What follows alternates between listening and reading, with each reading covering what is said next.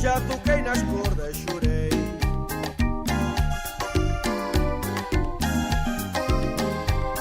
Eu também já calei meu choro.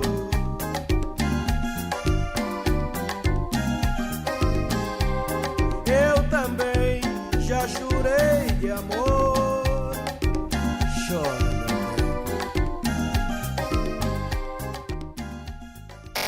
It's time for Africa World Hour with Tsepiso Makwetla. Stay tuned for insights, impact, and inspiration right here on Channel Africa. Available on the Channel Africa app.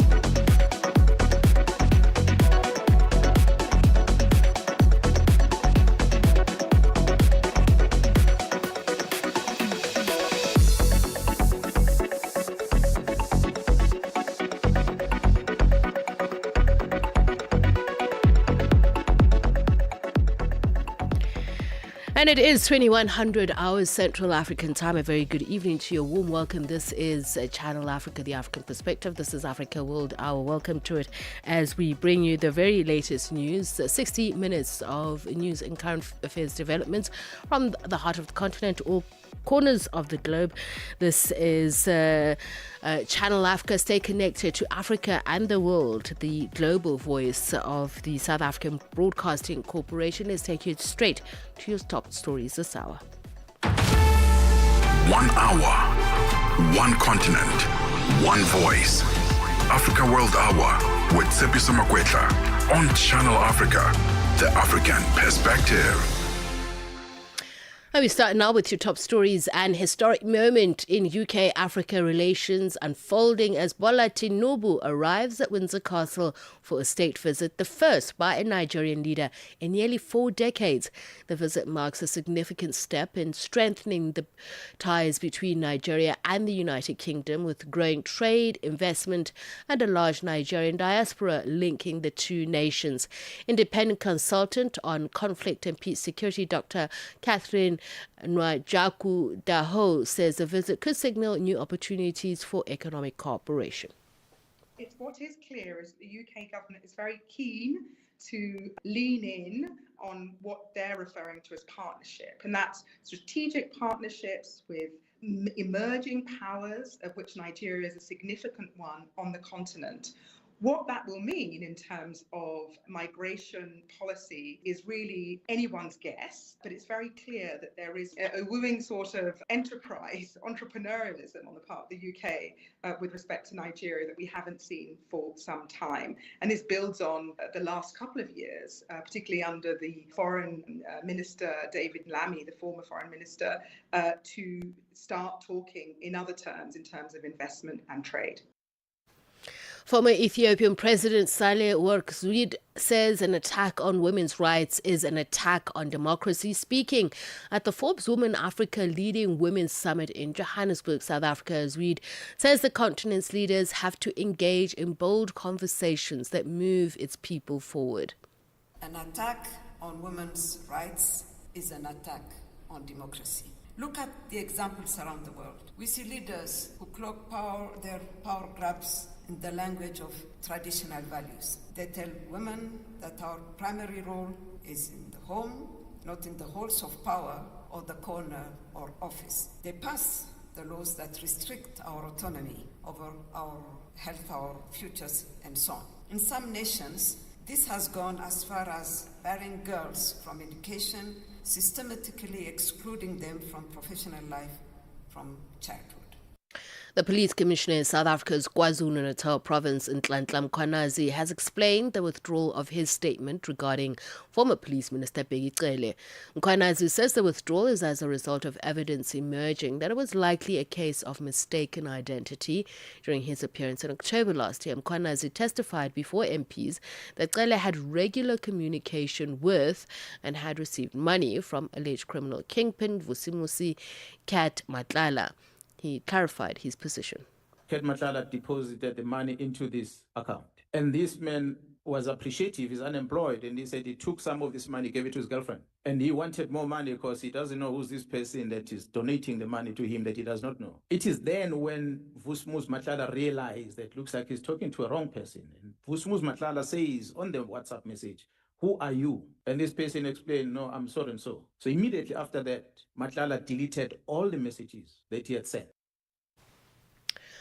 And finally, Israel has carried out more airstrikes in heavily populated areas in the center of the Lebanese capital, Beirut, as it steps up its offensive against the Hezbollah group. Lebanese authorities says at least 12 people were killed. The BBC's Hugo Bachega has those details. The news is still coming in about this attack, and this is going to increase the number of the death toll that the government has announced yesterday. Hundreds of thousands are displaced. The Norwegian Refugee Council estimated at least 300,000 are displaced, probably more, because some of them reached shelters that were established by the government or by international NGOs, but many are stranded in the streets. Many don't have anywhere to go to. 1 hour, one continent, one voice. Africa World Hour with Tsepiso Makwetla on Channel Africa, the African perspective. And it is now 6 minutes past 9 on this Wednesday, the 18th of March. We're in fact a fixed week away from the inaugural Africa Matters Summit. It's hosted by Channel Africa and the Wits Business School, and we shine a spotlight on the importance of climate financing. This is Africa seeks to mitigate the impact of climate change, and my colleague Asanda Beda spoke to the Senior Manager of Sustainability and ESG at Nedbank, Tebogo Make, about what his role will be at the summit. I will be participating in the Banks and Institutional Capital panel, and being in the banking space, I will essentially be bringing in a lens on how climate risk and opportunities are increasingly informing financing decisions and strategies in the banking sector, and also just highlighting some of the channels and frameworks in which we have managed over the years to advance financing towards projects that advance climate resilience, projects that also advance some of the other sustainable development goals across the continent, but looking at how we can leverage those and develop more frameworks that can be best suited for the African context, and how Africa can leverage the opportunity to make sure that it plays a greater role and is not just perceived as a risk region, but rather contribute significantly towards the global transition to the economy. And what are your expectations when it comes to this summit? My expectations are largely around how the coming together of intellectual minds from different spheres in society, particularly the financial services sector, the regulatory and policy environment, particularly government, as well as other clients and stakeholders in society, just to understand and share knowledge on how we have experienced different experiences in our respective spheres, and also how we can collaborate in innovating and solutioning for the needs of our continent. And ultimately, it's looking at the need to address climate risk on the continent. I mean, emerging markets are faced with a challenge of needing to raise over $300 billion per annum over the next decade just to address climate adaptation needs. And it's around how do we collectively bring together our thinking, share knowledge to make sure that we solution collectively and collaborate to address the challenge that we are faced with and the opportunities that are presented to us. I mean, as we know, climate change is quite topical. It's something we'll be speaking about for some time, especially because it affects Africa the most. What do you think we need then to start doing or changing as the continent to help ourselves? You mentioned the issue of collaboration being at the top. Yeah, the reality of it is climate change is very evident in terms of its impact on the African continent.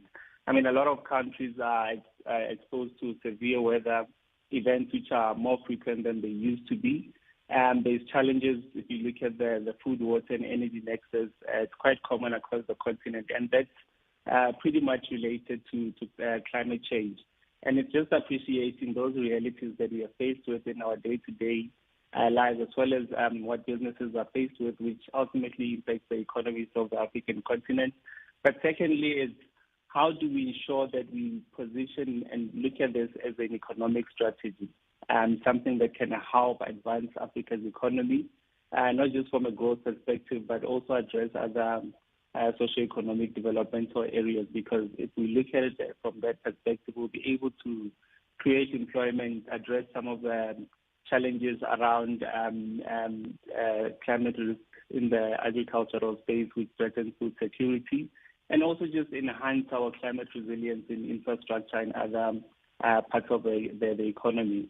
And I think it's something that from a Nedbank perspective, we've looked at quite closely. We've reported recently in our annual results that we've advanced over 207 billion towards sustainable development financing, which talks in a great deal towards infrastructure financing, renewable energy, water, and the like. So it's how do we look at this as an opportunity and make sure that we are well positioned to take that on.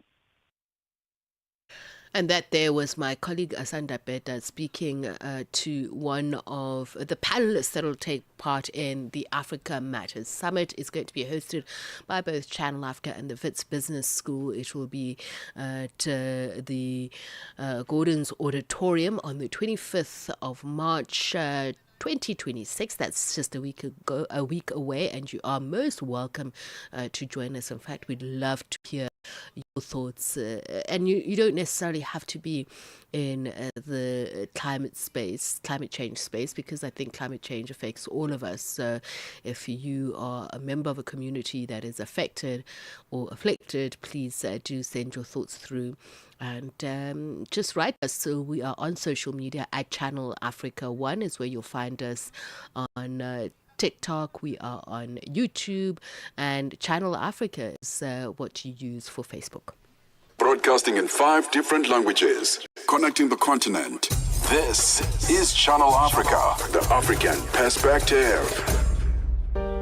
This March, escape to the Friendship Village for a premium festival experience like no other. The Montreux Jazz Festival experience brings together more than 30 exceptional local and international acts, including Robert Glasper with Bilal, Stacey Kent, Salif Keita, Thandiswa Mazwai, and Mandisa Jantjies. From the 27th to the 29th of March 2026, indulge in world-class music, culture, and luxury. Book your ticket now at ticketmaster.co.za or visit mjfsa.com. The Montreux Jazz Festival French Hook, where timeless music meets timeless beauty. 1 hour, 1 continent, 1 voice. Africa World Hour with Tsepiso Makwetla on Channel Africa, the African perspective. Got lots to update you on. We'll tell you what's happening on the Rafah crossing after it reopened today. We'll talk about US-Zambia health aid politics, and of course our 2140 feature also coming up. First, the United States is hosting senior officials from the Democratic Republic of Congo and Rwanda this week in a renewed diplomatic push to revive the stalled peace process in eastern DRC. Bilateral engagements between Washington and each country had been scheduled for Tuesday, with a trilateral meeting expected to be held on Wednesday. Tuton Kubeni has more. The talks mark the first high-level engagements since the U.S. Department of Treasury imposed sanctions earlier this month on the 2nd, targeting the Rwanda Defense Force and 4 senior officers. Washington has accused Rwanda of backing the M23 rebel group, a claim Kigali continues to deny. The diplomatic talks come amidst the backdrop of heightened tensions following the M23's rapid territorial expansion in eastern DRC last year in January, which has significantly destabilized the region. The meetings also coincide with the Powering Africa Summit currently being held in the U.S. capital, which is being attended by African government officials, including including energy ministers. The United States has been actively involved in the DRC-Rwanda peace efforts, hosting senior officials from both nations to address the ongoing stalled peace talks. The sanctions imposed on Rwanda's military and top officials for supporting the M23 rebel group, which has seized large territories in the eastern DRC. Despite these sanctions, the U.S. continues to support Rwanda as a business hub for the exploitation of Congolese minerals, which fuels the conflict. The conflict's dynamics are further complicated by the presence of multiple armed groups and the geopolitical interests of neighboring countries. The DRC is currently facing a devastating humanitarian crisis exacerbated by ongoing violence from armed groups, particularly the M23 rebels. In 2025, estimates indicated that over 21 million people in the DRC were in need of assistance, with approximately 7 million people displaced due to conflict. The violence has resulted in thousands of deaths, ranging from 900 to 2,000 casualties during specific offensives. Many families have lost their homes and vital infrastructure, including schools and health centers, has been destroyed, pushing communities deeper into poverty. For Channel Africa News, I am Tutongo Bene in Johannesburg. 15 minutes past 9, let's continue on with one of our top stories this hour, and that is thousands of Palestinians in the Gaza Strips who had hoped for movement beyond the borders. Once again, turning to frustration, today the Israeli occupation government reversed its earlier decision to open the Rafah crossing on the Egyptian-Palestinian border, leaving patients, families and ordinary citizens in a state of confusion and despair. For more on what's happening on the ground, we're joined now from Gaza by Noor Al-Shana, an independent journalist and a healthcare worker. Noor, a very good evening to you and thank you so much for speaking to us. So what is happening now at the moment on the ground? For instance, I'm so glad that I'm appearing this channel today. What is happening here in the ground? There's a ceasefire, but at the same time, there is airstrikes in the air and attacking some of civilians here in Gaza Strip.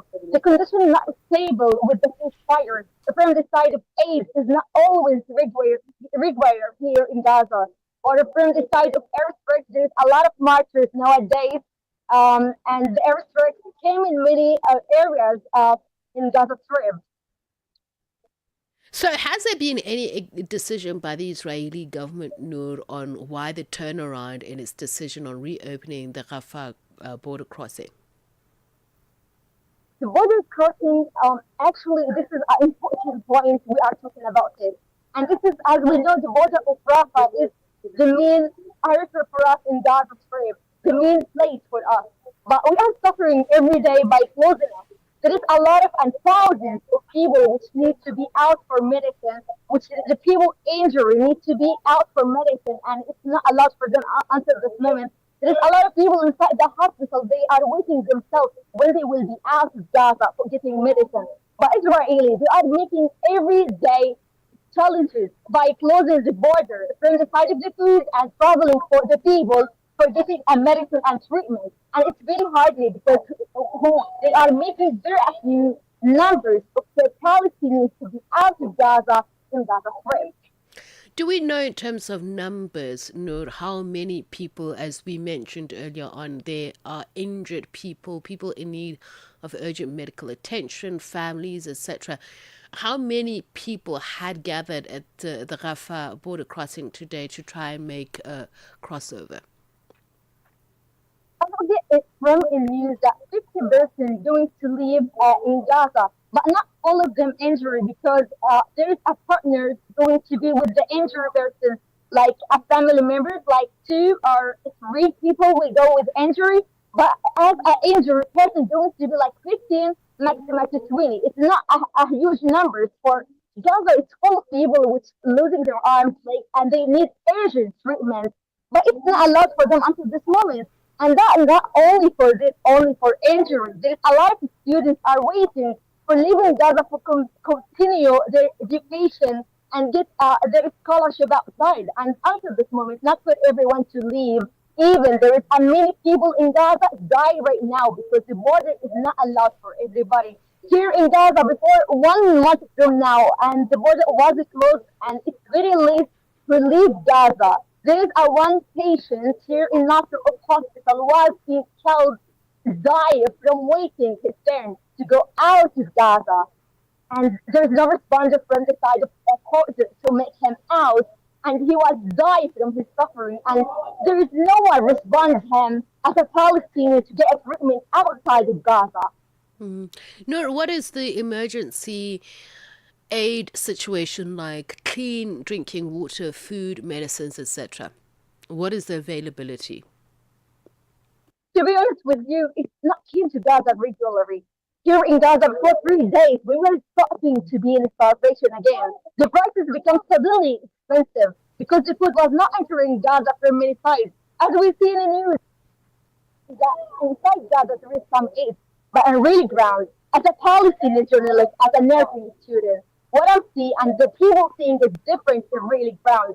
We still answer today the higher prices still, but this higher prices came because the plague of strike entering Gaza is not going to enough 2 million people. We have suffered enough from the side of food and medicine especially. When we go to the hospital, it's really difficult to find medicine. Not all the type of medicine is allowed or provided by the hospital. We're suffering in this moment. The material from the side of medical is not allowed in Gaza for so much.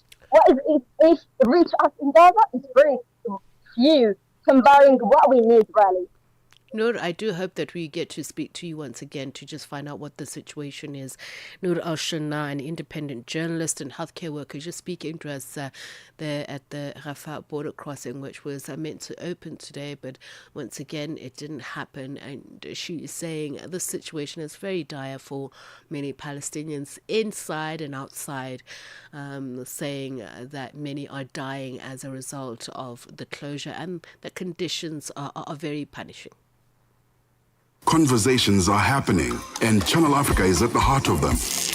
We tell the African story with clarity, pride, and purpose, reaching audiences that matter to your brand. Partner with us and connect your business with listeners across borders in multiple languages and markets. For partnership opportunities, sponsorship, or sales, email us at partnership@channelafrica.co.za. Channel Africa, the African perspective. Broadcasting in 5 different languages, connecting the continent. This is Channel Africa, the African perspective. 22 minutes past 9, you are listening to Africa World Hour here on Channel Africa. I am Tsepiso Makwetla. Thanks for joining us once again. A leaked State Department memo has reportedly revealed that the United States administration is considering withholding critical HIV assistance from Zambia as a negotiating tactic to secure access to the country's vast minerals. If the Donald Trump administration goes ahead with the plan, it would withhold support for nearly 1.3 million people who rely on the assistance for survival. To speak a little bit more about this, so we're on the line to Mewini Byanyima, Executive Director of UNAIDS and Under Secretary General of the United Nations. A very good evening to you, Byanyima, and thank you so much for speaking to us. So up until this point, we understand that these are rumors. Have there been any official government confirmations or repudiations of this leaked document, so-called leaked document? No, not that I've heard. This agreement that is being negotiated is between one government and another, and we were not invited in the discussions. Sometimes in some countries we were asked to provide our data, and we did, but we were not sitting in the rooms in the discussions. So we can't say exactly what is in there, but what we know for certain is that the American government, after the major disruption of last year, this year came back with a new global health strategy of its own and made commitments, financial commitments, that put it back in the lead as the leading aid donor towards this disease of HIV.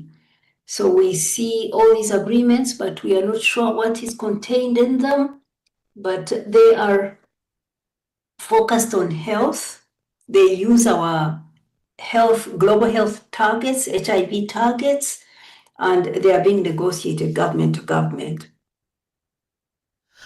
So let's look at it from a principial level, Mayor Byanyima. What would your reaction be if it is indeed confirmed? And whether it is from a state to state or not, but just the principle of saying to another state that we will not give you life-saving medication unless you give us your critical minerals. You as a person and you as head of UNAIDS, on a principial level, what would you think about that?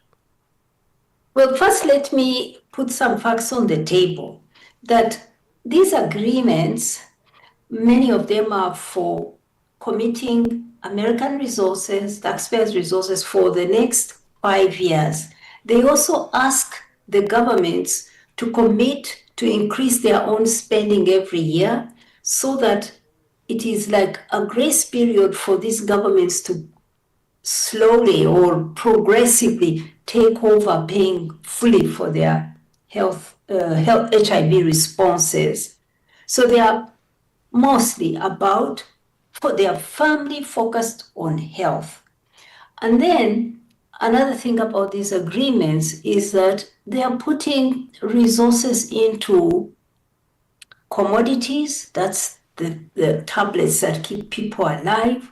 They are putting resources into strengthening data systems, surveillance systems, so that a country is able to manage on its own long after they've gone. So there are many very positive things about these agreements. However, the fact that they are done between government to government, senior government people, and there's little public participation, hardly any sharing of drafts, has made many people living with HIV and others very anxious about what is contained. So the question of transparency is an important one. It would be good if the American government opened the process like the PEPFAR process was, where the people affected by HIV, living with HIV, are part of shaping what a program will be. The second thing about the agreements is that they are committing governments to put their resources on the table. What I have heard from some countries is a concern, particularly by parliamentarians, that these agreements may be committing future budgets, and that undermines the role of parliaments, which are the ones which approve budgets from year to year. So the need for parliamentary review is also important. And so these MOUs, whether in Zambia or elsewhere, it would be important that they are brought within parliamentary oversight so that financial rules, constitutional guidelines are respected. And then for Zambia has 1.4 million people living with HIV. Of those, 1.3 million are on treatment, are able to live good lives. That's a huge achievement for Zambia.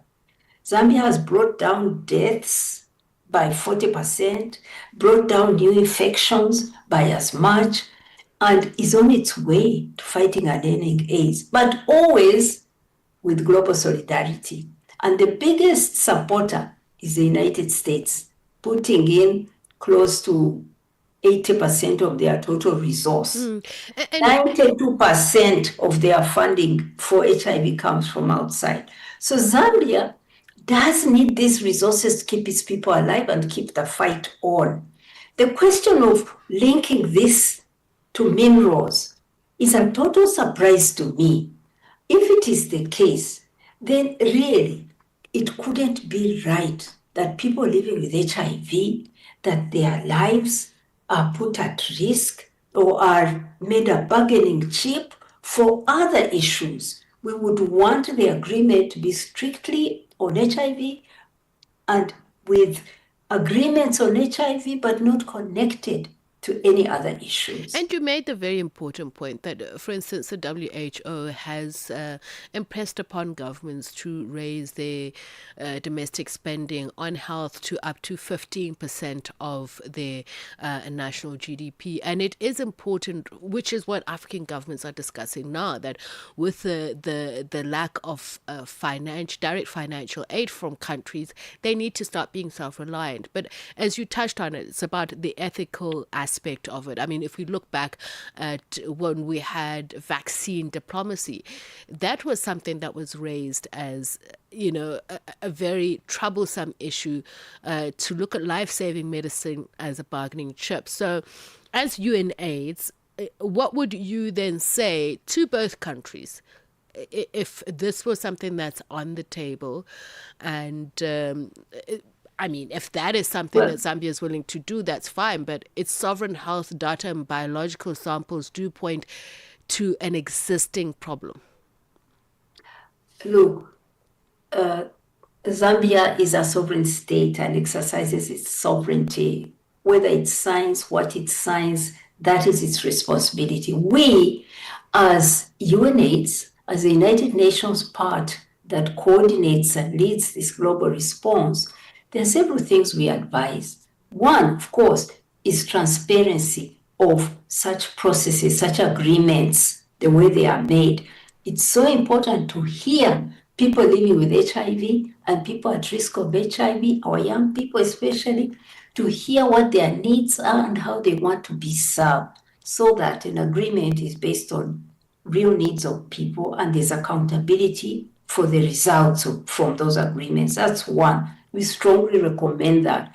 And it's not too late. Even those who have already signed, more than 20 countries have signed, they are now moving to implementation planning. We strongly recommend that they open those processes of implementation planning to civil society, to the organizations of people living with HIV, to all those groups that are at risk of HIV infection, and to broader civil society to see what's in it and to plan where the money should go. That's one. Two, we also would suggest that these agreements are also reviewed by parliaments. This is about transitioning, and the US is right to encourage governments to work their way towards self-sufficiency on fighting this disease. But if it involves now planning how you will use future budgets, if it involves staff that you hire and put on a government payroll, these are things that must be planned properly, and that role is within the executive and overseen by parliament.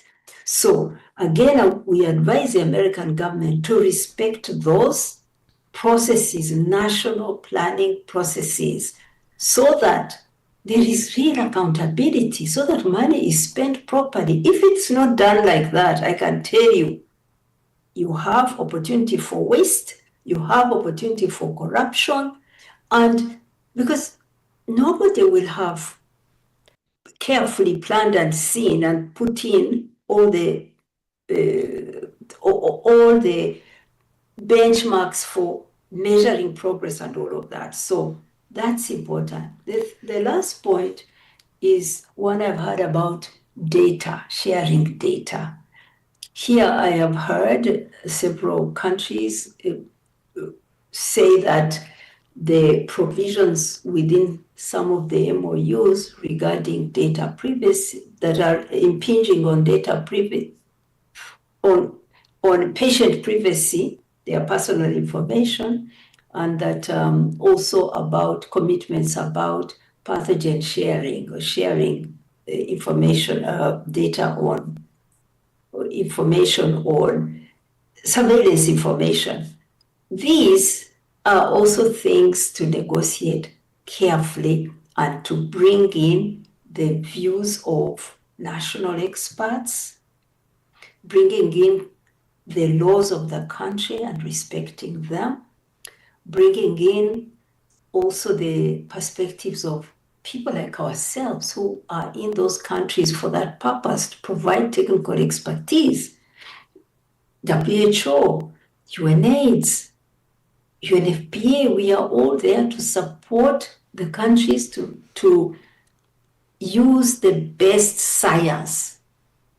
And so agreements should be based on the best science, and we are there to provide it. And just to hear your thoughts, particularly when looking at HIV/AIDS, the PABS that was signed eventually last year in Geneva, but which has been a long time coming in talks and disagreements on certain fundamental issues.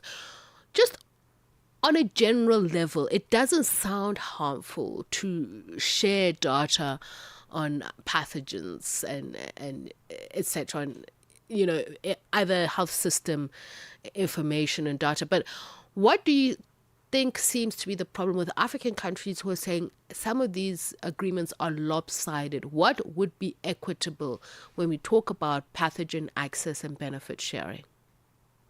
Well, first of all, again, to repeat that we as UNAIDS have not been involved in the shaping of these agreements. And it is not easy for me to comment on what is in those. I cannot comment on what's in those agreements because I have not seen them. The principle I can make is this, that in the negotiation of the pandemics treaty, when the world came together to agree to make a framework that will secure the world when the next pandemic hits, that one of the big issues that was discussed is exactly that one: pathogen access and benefit sharing. What's that about? One, viruses respect no borders. They spread like fire. And in order to fight and end a pandemic or to stop a pandemic from spreading, you need to be sharing your surveillance information. Because remember, in your country, South Africa, you were a country that isolated one of the variants of the COVID vaccine, of the COVID virus. You identified one of the variants and you shared it with the world. So that's what's needed, that when you have vital information that can get us to find a solution quickly, you share it with the world. And that's why we have the United Nations, WHO, to share this information. So it's quite important that countries are open to sharing their data. But also underneath that, there's also issues such as patient information, patient records. Those are not supposed to be shared just like that, because this is your privacy. So there's several layers of this. There's patient information, there's surveillance information, there's other data, and what we need to share is that surveillance data about the disease and how it is being transmitted, and that we should be sharing through the multilateral system. That is the best way, that there is a system where every country brings what it finds, and then it can be used by those who can innovate and find solutions. Here with these MOUs, we don't know what has been put there. I cannot comment on that, but I would say that countries are right to insist that if we have our surveillance information, we want to share it through a global process that's owned by everybody so that everybody can access. And we also want to share in the benefits that come from that knowledge. And just finally, given these dynamics that you mentioned, Wanyima, the commitment to remove AIDS as a public health threat by 2030, does it seem achievable? It is achievable, but there are many challenges on the way. One of them is exactly this one of financing. The countries that have the highest burden of HIV are also the countries that are most heavily indebted. That now their debt repayments are sucking out of the budget the money that would go for health, for education, for social protection, all the things you need to do to fight this disease. So access to finance, countries being able to negotiate their debt down and be able to borrow concessional loans that do not overburden them and lead them to these fiscal challenges that they have. This needs to be solved, the question of access to finance for developing countries. The second big issue is access to medicines. We have talked about this with you before, that right now, I was in America 2 weeks ago, they were advertising on TV. I saw the ad like 4 times in 1 hour, calling people to come to get their lenacapavir, 2 shots to prevent infection. Here in Kenya, I was there the other week also. They were celebrating the arrival of 20,000 doses. 20,000. What they need is 2 million to start with, but they are just getting a droplet. Why? Because the company is holding on to its knowledge, licensing only 6 companies who are not even ready to produce, and so the market in developing countries is not being served as they collect money from the rich markets, $28,000 per person per year. They don't want to license many companies so that we make for ourselves cheaply and stop this disease. So these are the issues. The failure, in fact, another company, Merck, is about to launch tablets, 12 tablets, 1 tablet per month, can stop also infection 100%. Imagine just 1 tablet per month. If you're a young girl fearing to get HIV and you get your 12 tablets, you're good. But even that, it may take us years before we get the price down to serve our people. Those are the challenges. Otherwise, we could end AIDS by 2030. Mewini Byanyima, as always, thank you so much for your time. Much appreciated. Underscoring the fact that we really need to start sharing intellectual property on these life-saving medications and allow, especially countries in the developing world, access to these licensing rights. Mewini Byanyima is the Executive Director of UNAIDS and also Under Secretary General of the United Nations. Brings the time to 19 minutes to 10. This March, escape to the Friendship Village for a premium festival experience like no other. The Montreux Jazz Festival experience brings together more than 30 exceptional local and international acts, including Robert Glasper with Bilal, Stacey Kent, Salif Keita, Thandiso Mazwai, and Mandisa Jantjies. From the 27th to the 29th of March 2026, indulge in world-class music, culture, and luxury. Book your ticket now at ticketmaster.co.za or visit mjfsa.com. The Montreux Jazz Festival French Hook, where timeless music meets timeless beauty. Channel Africa ili ndi nkhani zabwino za mu Africa komanso atola nkhani aluso mu maiko a mu Africa. Zambia ndine Daniel Elisha Banda, Zambia. Zimbabwe ndiri muno Harare, ndine mtolankhani wa Channel Africa John Cassian. Mozambiki ndine Bright Sonjera Malomo Wairesi Channel Africa Mozambiki. Malawi malo mwa Channel Africa kuno ku Lilongwe ndine Jenny Chilima Mpunga. South Africa mzinda wa Pretoria ndine Michael Mbewe. Mverani nkhani zochitika pena paliponse pa Channel Africa, kamlondola wa zochitika pena paliponse. 1 hour, 1 continent, 1 voice. Africa World Hour with Tsepiso Makwetla on Channel Africa, the African perspective.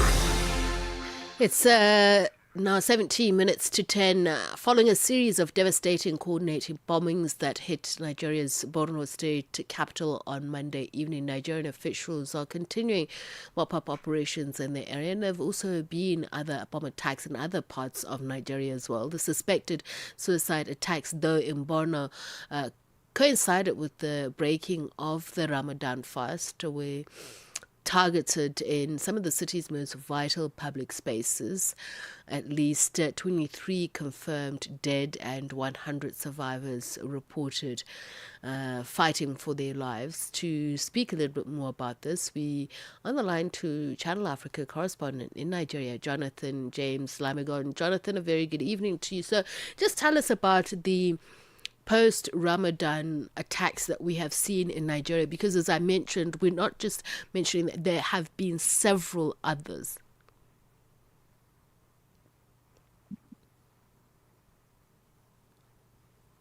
Jonathan, can you hear us? All right, let's see if we can get Jonathan back on the line. We're going to take a quick break. Bonjour à tous, je suis Joëlle Mouteba, je suis africaine, j'aime la musique, la bonne nourriture africaine. Rejoignez-nous sur DSTV 802 pour ceux de l'Afrique australe. Connectez-vous sur www.channelafrica.co.za pour des nouvelles concernant toute l'Afrique. Il sera question de l'actualité dans tous ses angles. Vue d'Afrique, c'est du lundi au vendredi à 18h temps universel sur Channel Africa. Je vous invite tous, ce sera captivant. Conversations are happening, and Channel Africa is at the heart of them.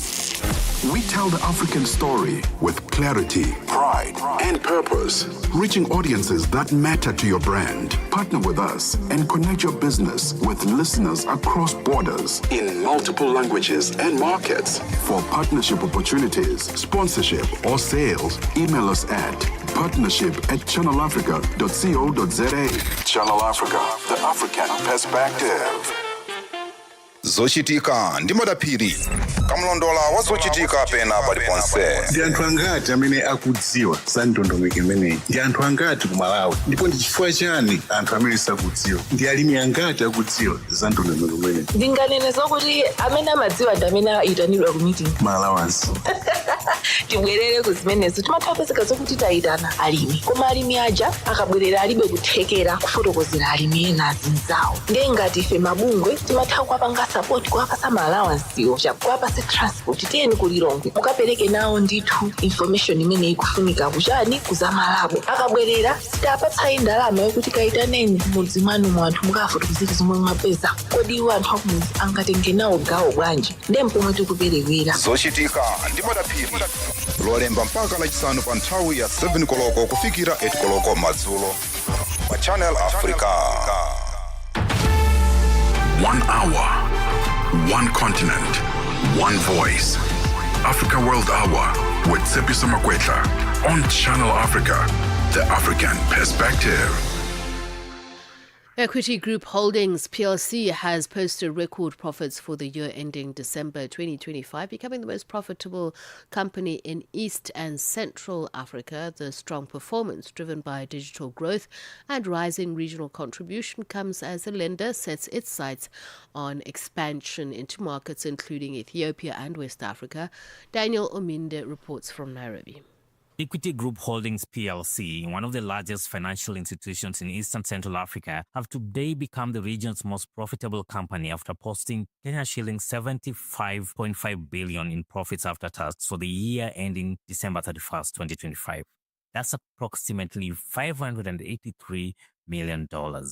Equity attributed the 55% jump in year-on-year earnings on the group's diversification and efficiencies brought about by digital transformation that saw more than 98% of the group's transactions happening outside their physical bank branches, mostly on customers' mobile devices. While banking still contributes the lion's share of the group's business, the dominance of their Kenyan unit has been tamed, with regional subsidiaries in DRC, Uganda, Rwanda, Tanzania, and South Sudan contributing 53% of the profit after tax.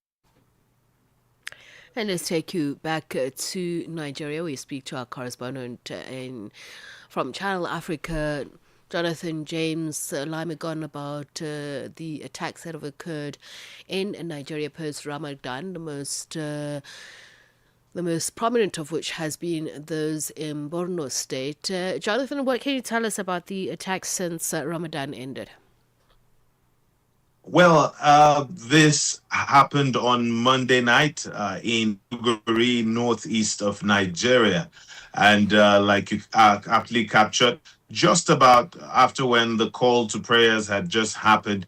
And it's coordinated attacks, about 3 of them that happened in different parts of the city of Maiduguri. This happened to be the first time in about 5 years or thereabouts since an attack has been launched in the city of Maiduguri, at the time that many people actually believe that normalcy has returned to the city. Of course, this different reasons have been attributed. And so far, there's been a growth in the activities of ISWAP, and then also a resurgence in the activities of Boko Haram. But what we have seen up until this point was largely a lot of activities and attacks happening outside of the state capital. So what made this particular also one that was of major concern than what we've seen before is that this happened to have been a coordinated set of attacks in the city capital. And just what has been the response of police in dealing with these attacks? And as you say, there's been speculation around what has led to them. Has there been any official reason or motive given? So far, what has so far been made known to us by the police is the fact that these attacks were suicide attacks. The first case, or the case that the University of Maiduguri Teaching Hospital was a case where one of the suicide bombers had arrived at the gate and had tried to gain access into the hospital, and that failed. And during a scuffle that ensued because security wouldn't let him pass through, that detonation happened. Another one that happened in the city center was also kind of similar.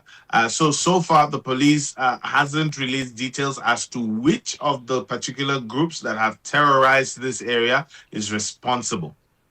And I see, just looking at the map of where the attacks occurred, there was one by the Monday market, the post office, including the university. What has been the death toll and the number of injured? Has that been updated? So far, from the official figures that we've got from the University of Maiduguri Teaching Hospital, incidentally, one of the places where this bombings happened right in front of, we've confirmed 25 fatalities that have happened owing to this. And they say that they also have inpatients numbering up to about 70, while other people have been treated and let go as outpatients because injuries were minor. Those are the official figures, but some other estimates actually did put the numbers of critically injured to going as high up as 125. Again, these numbers are still trickling in because when the attack happened, some people were taken to the state specialist hospital, which isn't so far away from the Monday market, where the Monday market and post office area where the attacks happened. But a couple of them then got referred because the central coordination point of treatment for all victims is the University of Maiduguri Teaching Hospital, and they eventually all got moved to that place. So that's how the numbers for now. All right. Thank you so much for speaking to us and giving us the very latest update on that. Jonathan James Lamigon is our correspondent for Channel Africa in Nigeria about those attacks. Brings the time to 8 minutes to 10. Broadcasting in 5 different languages, connecting the continent. This is Channel Africa, the African perspective. 1 hour, 1 continent, 1 voice. Africa World Hour with Tsepiso Makwetla on Channel Africa, the African perspective. Bonjour à tous, je suis Joëlle Mouteba, je suis africaine, j'aime la musique, la bonne nourriture africaine. Rejoignez-nous sur DSTV 802 pour ceux de l'Afrique australe. Connectez-vous sur www.channelafrica.co.za pour des nouvelles concernant toute l'Afrique. Il sera question de l'actualité dans tous ses angles. Vue d'Afrique, c'est du lundi au vendredi à 18h temps universel sur Channel Africa. Je vous invite tous, ce sera captivant. And finally, the Salt Lake University in South Africa has launched a theatre production, Olua, The Goodness of the Creator, presented by Amanda Dancer Teatro ZA. The 45-minute production blends Yoruba and Khoisan cultural narratives, exploring themes of storytelling, memory, spirituality, and the deep relationship between people and the land through music, poetry, and performance. To speak more about this, we speak to co-founder of Amandla Dance Teatro ZA, that's BC Bangiwe Gajobela. Very good evening, Chen. Thank you so much for speaking to us. Good evening, and thank you for having me. So just to make sure that my pronunciation is correct, the name of the play and what inspired it, just repeat that for us, and what's behind the naming and the inspiration behind the idea. Ire Olua. Okay. It is a Yoruba word for the goodness of the Creator. And the inspiration behind it is human beings. It's us.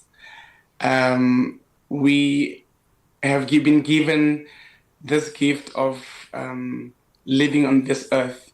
And so I got inspired by us as human beings. Mm-hmm. And just what exactly about us as human beings, and even the combination of the Yoruba culture and the Khoisan cultural narratives? I mean, one would say it's an odd combination, but it's not really. It's just rarely had been approached that way. Yes. So I travel a lot. Years ago, I lived in Salvador, Bahia, in Brazil. This is the first time I understood or learned about the Yoruba culture. Though it is from Africa, I learned about it in a foreign language, in a foreign country. And the love of nature, on how they combine the orishas with nature. We find nature in every song they sing. So when coming back to South Africa, my neighbors are Khoisan. The Kung and the Kwe live in Platfontein. And they also have similarities to how the Yoruba people live and respect nature. And I thought to myself, how do we bring these two separate, far apart cultures together on stage?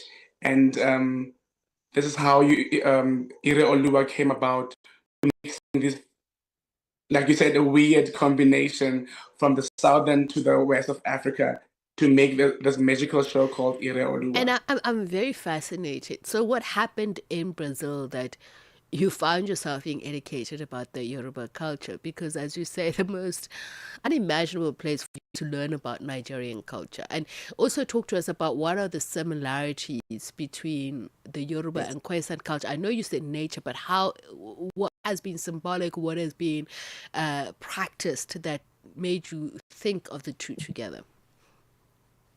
So when I moved to Brazil, it was because of a theater production called The Lion King. So I met young people from that country who also wanted to know a lot of things about where I come from, especially when it comes to language. And they asked me if I could speak Yoruba, and I'm like, what is that? I've never heard of such a language before. And I was taken throughout the city of Salvador to be shown how our people were taken from Africa or sold into this Atlantic Ocean to become slaves. And this is how Yoruba culture as well was introduced to some people who stayed behind and practiced their belief in the Candomblé religion. So the similarities between Yoruba and Khoisan cultures, amayeza, roots, healing, and I never knew that we can be that similar to each other.